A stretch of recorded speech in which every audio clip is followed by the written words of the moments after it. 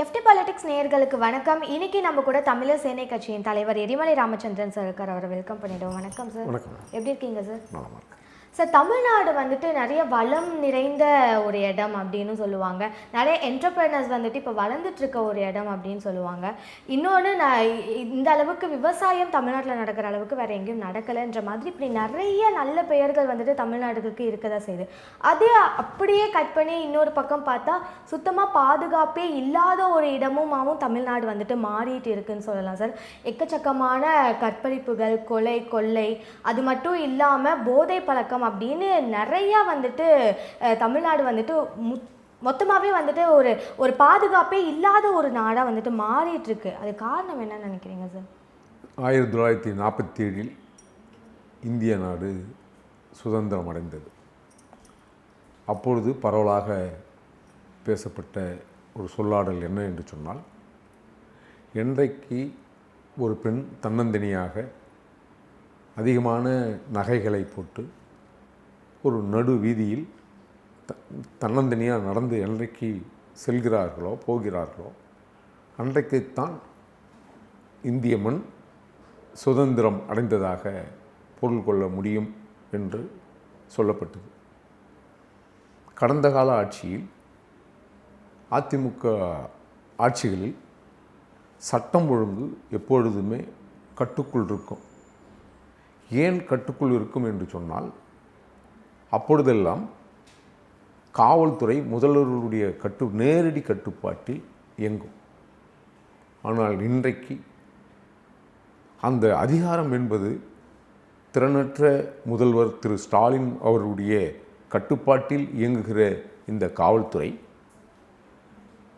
அது செயல்பட முடியாமல் இன்றைக்கு தவிப்பதற்கு என்ன காரணம் என்று சொன்னால், அதிகாரம் பல்வேறு இடங்களில் பிரிந்து போயிருக்கு.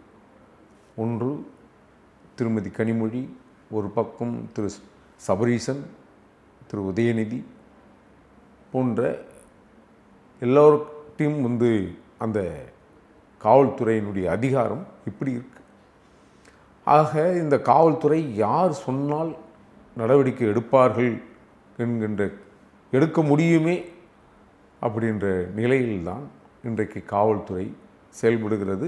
குறிப்பாக இந்த ஆட்சியில் இதுவரை இந்த தமிழ்நாட்டினுடைய டிஜிபியே இன்னும் நியமிக்க முடியாத ஒரு சூழலில் திறனற்ற நிலையில் இங்கு இருக்கு.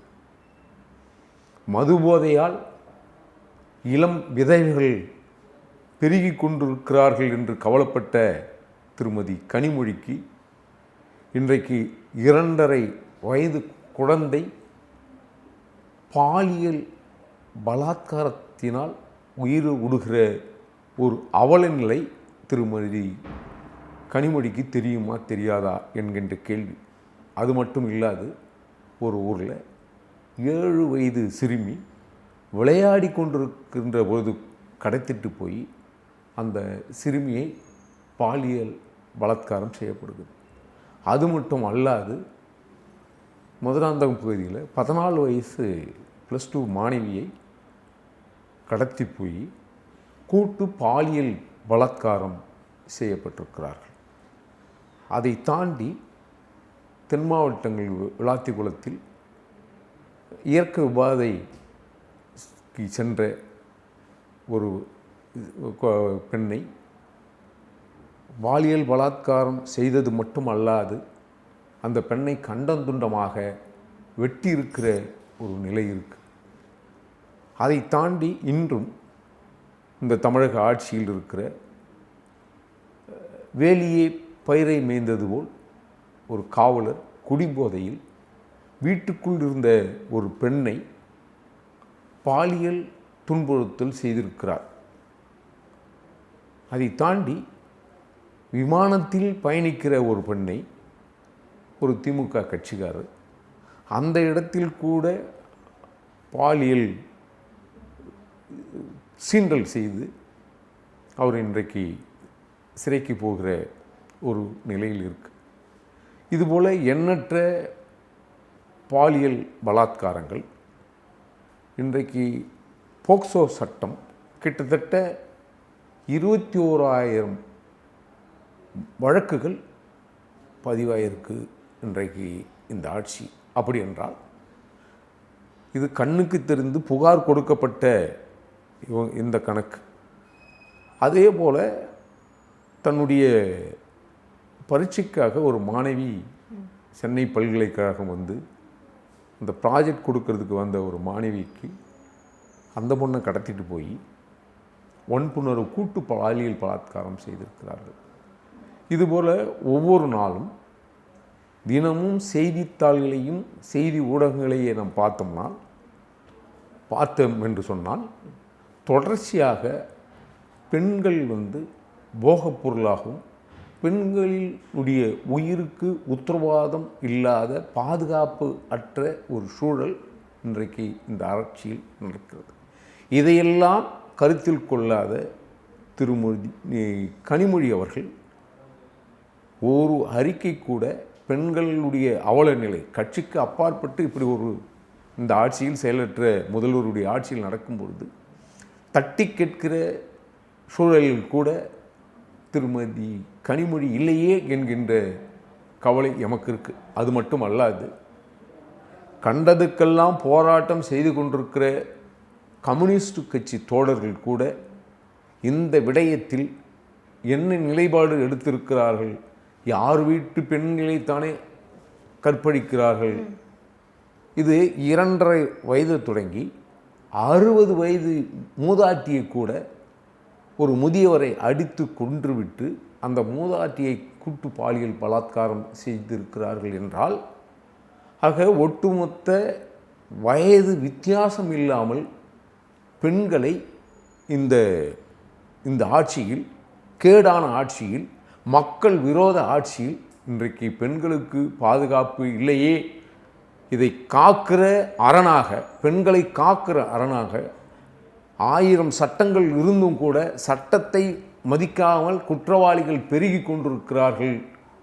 இது வந்து நாம் என்ன சொல்லி அழுவது என்று முடியாத ஒரு சூழல். இன்றைக்கு பெண்கள் அச்சுறுத்தப்பட்டிருக்கிறார்கள். ஒட்டுமொத்த தமிழகத்தில் பெண்களுக்கு ஒரு சின்ன அளவு கூட பாதுகாப்பு இல்லாத சூழல் இருக்குது. வீட்டை விட்டு வெளியில் செல்கின்ற பெண்கள் கற்போடு வீடு திரும்புவார்களா என்கின்ற கேள்வியும், உயிரோடு வீடு திரும்புவார்களா என்ற சந்தேகமும் இங்கே இருக்குது நமக்கு. சார், நீங்கள் சொன்ன மாதிரி குறிப்பாக பெண்களுக்கு தமிழ்நாட்டில் வந்துட்டு பாதுகாப்பு அப்படின்றது கொஞ்சம் கூட இல்லவே இல்லை அப்படின்ற மாதிரி தான் சொல்லணும். எக்ஸாம்பிளுக்கு சொல்லணும்னா, தமிழ்நாட்டை சேர்ந்த ஒரு பெண்ணு வெளிநாட்டில் வேலை பார்க்குறாங்க, அவங்க ஒரு வீடியோ போடுறாங்க, ஒரு 1 மணி 2 மணிக்கு நான் இந்த தெருவில் வந்துட்டு யாருமே இல்லாமல் பாதுகாப்பு இல்லாமல் நடந்து போவேன், என்னை யாரும் எதுவும் செய்ய மாட்டாங்க அப்படின்னு சொல்லிட்டு அப்படியே கட் பண்ணால் இந்த பக்கம் தமிழ்நாட்டில் வெளிநாட்டில் இருந்து சுற்றுலா பயணியாக வந்த ஒரு பெண் வந்துட்டு ஒரு வீடியோ போடுறாங்க, தான் வந்து தமிழ்நாட்டை சேர்ந்த ஒரு நபரால் பாலியல் துன்புறுத்தலுக்கு வந்துட்டு ஆளாயிருக்கேன் அப்படின்னு சொல்லிட்டு. ஸோ இந்த மாதிரியான வீடியோக்கள் வந்துட்டு கண்டிப்பாக இங்கே வந்து பெண்களுக்கு பாதுகாப்பு இல்லைன்ற ஒரு விஷயத்தை தான் முன்னெடுத்து வைக்குது அப்படின்னு சொல்லலாம் சார். தொடர்ந்து நீங்கள் சொன்ன மாதிரி சின்ன குழந்தையில இருந்து மூதாட்டி வரைக்கும் எல்லாரையுமே வந்துட்டு இந்த பாலியல் துன்புறுத்தலுக்கு வந்துட்டு ஈடாயிட்டு தான் இருக்காங்க. இது என்ன எடுத்துக்கிறது சார்? சட்டம் ஒழுங்கு சரியில்லைன்னு சொல்கிறதா, இல்லை ஆட்சி சரியில்லைன்னு சொல்கிறதா? எதை மாற்றினா இந்த நிலை மாறும்? இல்லை, இந்த சட்டம் ஒழுங்கு என்பது ஆட்சியின் கட்டுப்பாட்டில் தான் சட்டம் ஒழுங்கு இருக்கிறது. அப்படி என்றால் முதல்வர் கையில் இருக்கிற காவல்துறை செயலற்று போயிருக்கிறது. முதல்வருக்கு வந்து புகைப்படம் எடுப்பதற்கும் வீடியோக்கள் பண்ணுவதற்கும் திரைப்படங்கள் பார்த்து விமர்சனங்கள் சொல்வதற்குத்தான் நேரம் இருக்கிறதே தவிர, இந்த மக்கள், குறிப்பாக பெண்கள், எக்கேடு கெட்டாலும் பரவாயில்லை என்கின்ற ஒரு சூழலில் முதல்வர் இருக்கிறாரோ என்கின்ற கேள்வி பொதுமக்களிடத்தில் இருக்கு. அது மட்டும் அல்லாது இந்த ஆட்சியில் நீங்கள் ஏற்கனவே குறிப்பிட்டது போல் விவசாயிகளுடைய தற்கொலை என்பது கிட்டத்தட்ட 9300 பேர் விவசாயிகள் தற்கொலை செய்து கொண்டிருக்கிறார்கள். அப்படி என்றால் விவசாயத்தில் இருக்கிற ஏற்பட்ட நஷ்டங்கள், அவர்கள் செய்த உழைப்புக்குண்டான வருவாய் வரவில்லை. அறுவடை செய்த நெல் மணிகள் கூட மீண்டும் முளைக்கிற, மூட்டையிலேயே முளைக்கிற ஒரு அவல நிலை இங்கு இருக்கு. விவசாயத்தை ஒரு காலத்தில் இறைவனாக பார்த்த, இறைவனுக்கு வழிபட்ட முதல் படி நெல் மணிகள் கூட இறைவனை வைத்து வணங்கி விதைக்கப்பட்ட காலம் போய் இன்றைக்கு விவசாய நிலத்தில் சிமெண்ட் ரோடு போட்டு அதன் மீது திரு ஸ்டாலின் அவர்கள் நடந்து போய் விவசாயிகளுடைய குறைகளை கேட்கிற புகைப்படமும் வீடியோக்களும் நாம் பார்த்து கொண்டு தான் இருக்கிறோம். அப்படி என்றால் விவசாயத்தின் மீது, அந்த மண்ணின் மீது இவர்களுக்கு ஒரு அன்பில்லை, ஒரு பக்தி இல்லை, யார் எப்படி என்றாலும் நடந்து கொள்ளலாம் அப்படி என்ற ஒரு சூழல். ஒரு காலத்தில் காலணி அணிந்து கூட நெல் வரப்புகளில் நடக்க முடியாத ஒரு நிலை இருந்துச்சு. இன்றைக்கும் அது கடைபிடிக்கப்படுகிறது. விவசாயத்தை பற்றி துளியும் அறியாத திரு ஸ்டாலின் அவர்கள்தான் விவசாய நிலத்திலே சிமெண்ட் ரோடு போட்டு ஒரு நடந்திருக்கிறார். அவருக்கு உண்மையிலேயே உலக விருது.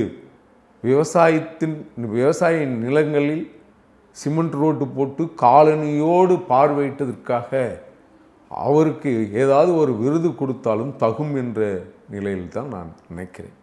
கண்டிப்பாக சார். முதல்வர் ஸ்டாலின் அவர்களை பற்றி பேசுனீங்க. அவர் வந்துட்டு ஆட்சிக்கு வந்ததுக்கு அப்புறமேட்டு சொன்ன முதல் வார்த்தை என்ன அப்படின்னா, தான் வந்துட்டு தமிழ்நாட்டுக்கு அப்பா அப்படின்ற ஒரு வார்த்தையை சொல்லியிருந்தாரு. தமிழ்நாட்டு மக்களுக்கு நான் வந்துட்டு அப்பான்ற ஒரு வார்த்தையை சொல்லியிருந்தாரு. இப்போ நம்ம பேசணும் எத்தனை பாலியல் சீண்டல்கள் நடந்துட்டுருக்கு, பெண்களுக்கு வந்துட்டு எவ்வளோ ஒரு பிரச்சனைகள் நடந்துட்டுருக்கு, அதெல்லாம் தாண்டி விவசாயிகளுக்கு எவ்வளோ பிரச்சனைகள் நடந்துட்டுருக்கு. இந்த மாதிரி நிறைய விஷயங்கள் நம்ம பேசியிருக்கோம். இது ஒரு அப்பாவா தன் பிள்ளைகளுக்கோ இல்லை ஒரு அப்பாவா தன்னை சேர்ந்தவங்களுக்கோ இந்த மாதிரியான பிரச்சனைகள் வரப்போ முன்னாடி எழுந்த ஒரு விஷயத்தை வந்துட்டு சரி பண்ணணும் துடிக்கிறது தான் வந்துட்டு சரியா இருக்கும். ஆனால் இப்போ வரைக்கும் எந்த ஒரு விஷயத்துக்கும் தீர்வு அப்படின்றது கிடைக்கவே இல்லை. அப்போ அந்த அப்பா அப்படின்ற ஒரு வார்த்தைக்கு வந்துட்டு என்ன அர்த்தம் அப்படின்னு சொல்லிட்டு இப்போ நிறைய விமர்சனங்கள் வச்சுக்கிட்டு இருக்காங்க சார். அதை பற்றி உங்களோட கருத்து? இல்லை, அப்பா என்று சொல்லிக் கொள்வதற்கு தன்னைத்தானேத்தான் அவர் அப்பா என்று சொல்லிக் கொள்கிறார்களே தவிர, அம்மா ஜெயலலிதா அவர்களை அம்மா என்று அழைத்தது போல் உள்ளன்போடு உள்ளத்தில் இருந்து திரு ஸ்டாலின் அவர்களை ஒரு காலமும் அப்பா என்று அழைக்க மாட்டார்கள். அவர் அப்பா தான், திரு உதயநிதிக்கு அப்பா தான். அவர் தன்னுடைய மக்கள் நலனை தாண்டி என்றைக்கு தன்னுடைய மகன் நலனில் அக்கறை கொண்டு இன்றைக்கு அவர் குடும்ப சூழலில்தான் மாட்டி சிக்கி தவித்து கொண்டிருக்கிறாரே தவிர, அவர் உதயநிதிக்கு நல்ல அப்பா. ஏனென்றால் திரைப்படத்துறையில் சாதாரணமாக அங்கேயும் இங்கேயும் திரிந்து கொண்டிருந்தவரை அழைத்துட்டு எம்எல்ஏ ஆக்கி, அமைச்சராக்கி, துணை முதல்வராக்கி, இன்றைக்கு தன்னுடைய மகனை முதல்வராக்குற எண்ணத்தில் இந்த தேர்தலை சந்தித்து கொண்டிருக்கிறார். அதனால் அவர் அப்பா தான், திரு உதயநிதிக்கு நல்ல அப்பா தான், அதில் மாற்று கருத்தில்லை. ஒரு காலமும் தமிழர்களுக்கும் தமிழகத்தில் வாழ்கின்ற மக்களுக்கும் ஒரு காலத்திலும் எந்த ஜென்மத்திலும் அவர் அப்பாவாக முடியாது.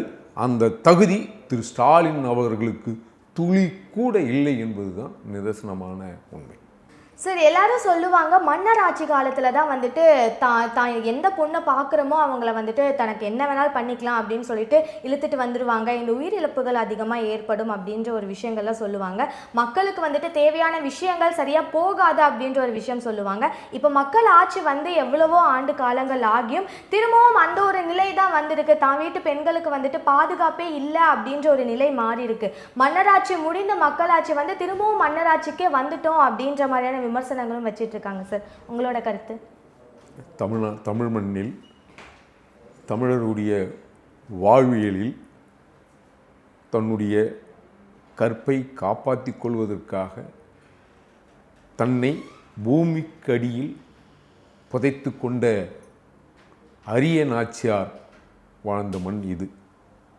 ஒரு காலத்தில் ஒரு மோசமான ஒரு காளையை தன்னுடைய கூந்தலில் போட்டு அந்த கொம்பில் சுற்றி அடக்கி தரதரவென்று ஒரு காளையை இழுத்து வந்ததை கண்டறிந்த, அப்பொழுது இருந்த ஆட்சியில் அதிகாரத்தில் இருந்தவர்கள் யார் அந்த பெண்ணை திருமணம் முடித்து கொள்ள வேண்டும் என்று சமபந்தி போஜனம் நடத்திய போது இந்த பெண்ணுக்கு தெரிய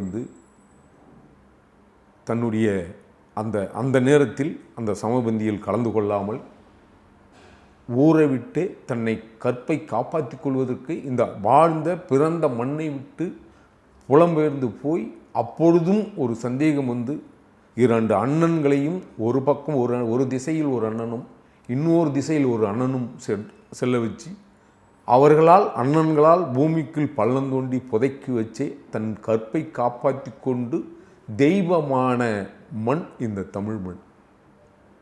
ஒரு காலம் மன்னர் ஆட்சியில் கூட தன்னுடைய கற்பை காப்பாற்றி கொள்ள முடிந்தது.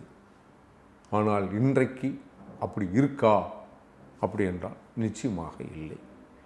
ஏனென்றால் இன்றைக்கு பாலியல் சீண்டல்கள் என்பது ஒரு உச்சமாக, ஒரு பெண்களை தெய்வமாக வழிபட்ட, தன்னுடைய உடலில் சரிபாதி கொடுத்த சிவபெருமானுடைய, இன்றைக்கு அதெல்லாம் எடுத்தீங்கன்னா பெண்ணுக்கு அங்கத்தில் சமபாதி பிரித்து கொடுத்து வாழ்ந்த ஒரு சமூகம் இந்த தமிழ் சமூகம். அப்படிப்பட்ட இடத்தில் நகரத்திலேயே நீங்கள் காவல் நிலையம் அருகிலேயே ஒரு பெண் தனியாக நடந்து செல்ல முடியவில்லை. இவர்களுக்கு ஒரு பொய்யான ஒரு குற்றச்சாட்டை மட்டும் இவர்கள் சொல்கிறார்கள். இதற்கெல்லாம் காரணம் போதைப் பொருள், அதுதான் காரணம். அப்படி இல்லை.